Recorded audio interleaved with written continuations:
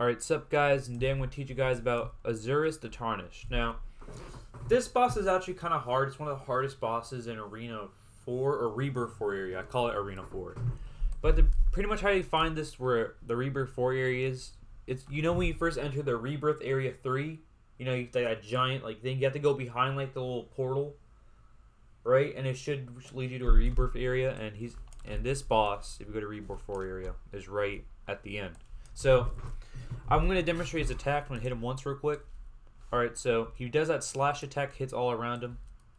He kind of grabs you like that. Oh, I forgot. I have this hat. Oh, I'll take it off. My bad. Boom. Okay, so take off the hat.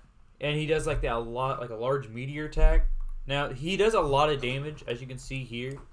He does like around like 18 million damage, and that's like a crap ton. You can see the amount of damage he's getting in right there.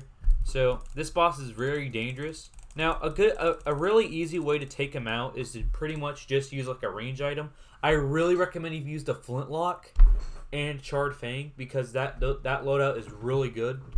So yeah, now let's get into his drops. Now if we look up, that's what it's called. Yeah, right here he can drop his hood, and pretty much what his hood does, it gives you like his abilities. You can see right there.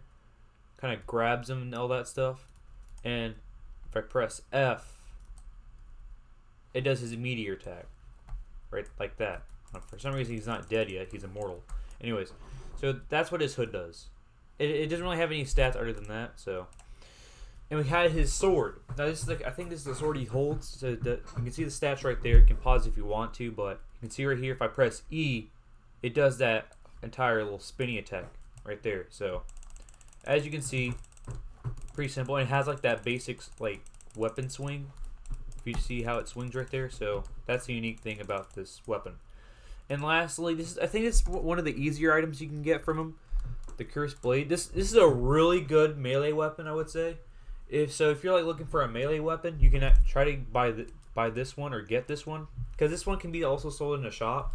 But this is a really good melee weapon just to have, because it can do a lot of damage over time compared to like the charred fang, I think it's called. It's really good.